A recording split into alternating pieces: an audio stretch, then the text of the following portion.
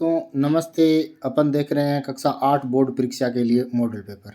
आज अपन देख रहे हैं दोस्तों विषय हिंदी का मॉडल पेपर। तो पहले वाली वीडियो में मैंने प्रश्न 1 से लेकर 17 तक के प्रश्न हैं वो मैंने करवा दिए थे वीडियो के अंदर। अगर वो आपने नहीं देखे हैं तो वीडियो के डिस्क्रिप्शन में उसका लिंक दिया हुआ है, आप उस पर जाके पहले वो प्रश्न 1 से 17 तक का सोल्यूशन देख लें और फिर उसके बाद में 18 से सोल्यूशन देखते हैं।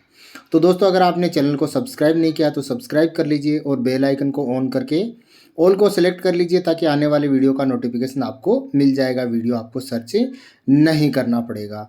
और दोस्तों आप अन्य विषय के मॉडल पेपर हिंदी के अलावा सामाजिक, गणित, विज्ञान आदि के मॉडल पेपर भी मेरे चैनल पर देख सकते हैं। उसका लिंक आपको डिस्क्रिप्शन में मिल जाएगा।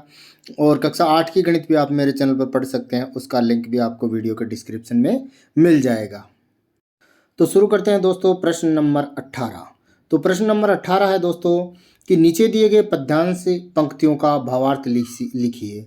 शीस पगा ने जंगा तन में प्रभु जाने को ओही बसे के ही ग्रामा। तो ये जो है आपके पाठ के जो कविता है उसी से लिया गया है, उसमें से आपको इसकी व्याख्या करनी है। तो दोस्तों इसकी व्याख्या में सबसे पहले अपन लिखेंगे प्रसंग। प्रसंग के अंदर अपन लिखते हैं यह सवैया नरोत्तम दास द्वारा रचित सुदामा चरित पाठ से लिया गया है। यहाँ उस समय का वर्णन है जब गरीब सुदामा अपने बचपन के मित्र श्री कृष्ण से मिलने द्वारका आए थे। द्वारपाल ने उसे रोका और द्वारकाधीश को उनके आने की सूचना दी। अब करते हैं व्याख्या। व्याख्या में है द्वारपाल कहता है कि हे प्रभु, दरवाजे पर एक निर्बल ब्राह्मण आया है जिसके सिर पर न पगड़ी है और न ही शरीर पर कुर्ता। वह न जाने किस ग्राम का रहने वाला है। उसकी धोती फटी हुई है और उसके कंधे पर फटा सा दुपट्टा पड़ा है। उनके पैरों में जूते भी नहीं है। दरवाजे पर एक दुर्बल ब्राह्मण खड़ा हुआ है। महलों व द्वारका की धरती की सुंदरता देखकर चकित हो रहा है।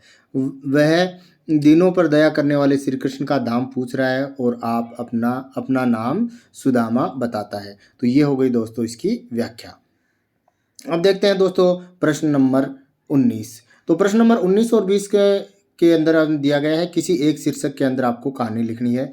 तो मैंने यहाँ लिया है जैसे को तैसा की कहानी। तो दोस्तों शुरू करते हैं जैसा को तैसे की कहानी। किसी जंगल में सारस और गिद्दड़ रहते थे। स्वभाव भिन्न होते हुए भी वे दोनों गहरे दोस्त थे।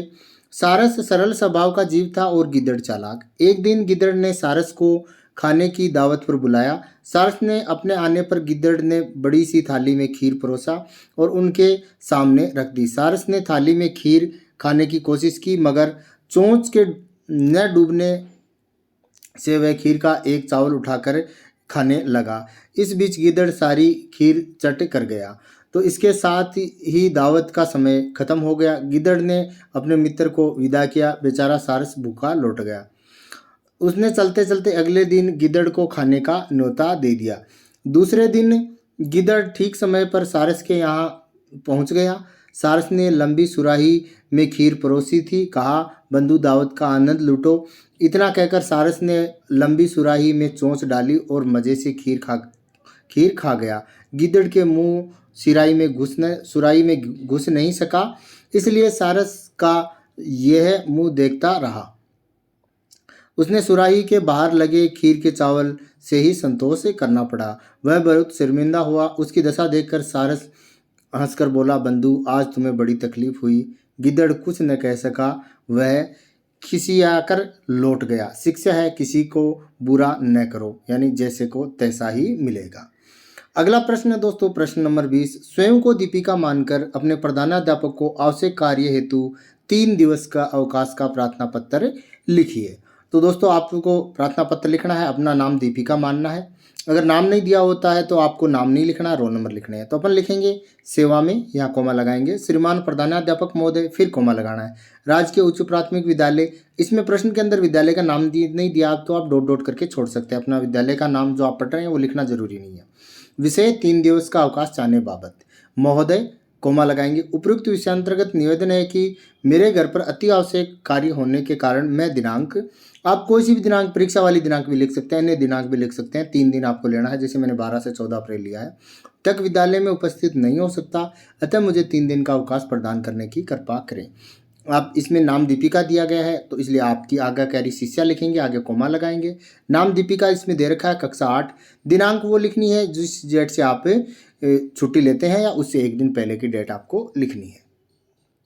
अब देखते हैं दोस्तों प्रश्न नंबर 21। प्रश्न नंबर 21 है किसी एक पर निबंध लिखो। तो मैंने यहाँ स्वच्छ भारत अभियान का निबंध लिया है।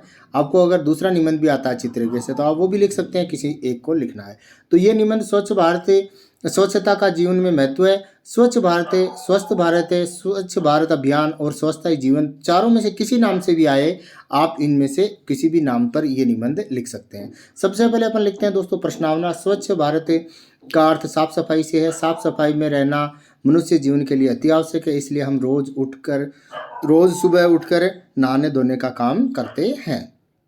इसके बाद में लिखते हैं दोस्तों और माताएं बहनें घर बाहर झाड़ने बुहारने का काम करती हैं, क्योंकि इसके पीछे हमारी निरोगी काया बनाए रखने की अवधारणा है। स्वच्छ भारत अभियान व उसकी घोषणा के बारे में लिखेंगे।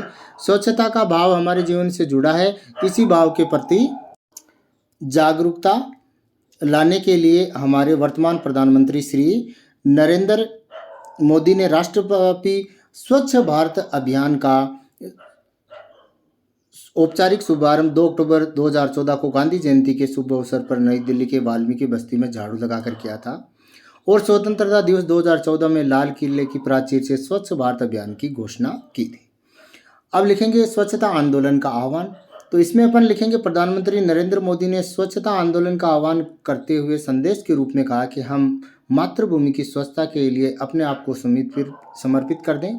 इसके लिए सभी देशवासी प्रत्येक सप्ताह 2 घंटे, प्रतिवर्ष लगभग 100 घंटे का योगदान करें।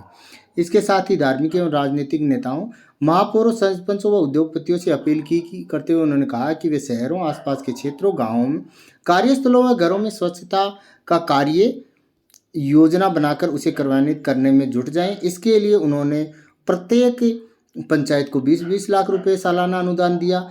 इससे मार्च 2019 तक 5.5 लाख गांव शौच मुक्त तथा देश में 10 करोड़ शौचालय बने। लास्ट में अपन अंत में लिखते हैं उपसंहार। तो उपसंहार में लिखेंगे दोस्तों स्वच्छता ही जीवन है, स्वच्छ रहना हमारा अनिवार्य कर्म और धर्म है, इसलिए हमें स्वच्छ रहना चाहिए तथा स्वच्छ भारत अभियान में अपनी सहयोगात्मक दृष्टि से पूर्ण भागीदारी निभानी चाहिए। इससे हम स्वच्छता का जीवन में महत्व आसानी से समझ सकेंगे और हम स्वयं स्वच्छ रहेंगे तो अपने देश को भी स्वच्छ बना सकेंगे। तो ये था दोस्तों हिंदी का मॉडल पेपर। तो दोस्तों चैनल पर नए हैं तो सब्सक्राइब कर लीजिए, अच्छी से तैयारी कीजिए और मुझे आशा है कि आप 80 में से 80 नंबर प्राप्त करेंगे और A+ ग्रेड प्राप्त करेंगे। धन्यवाद दोस्तों।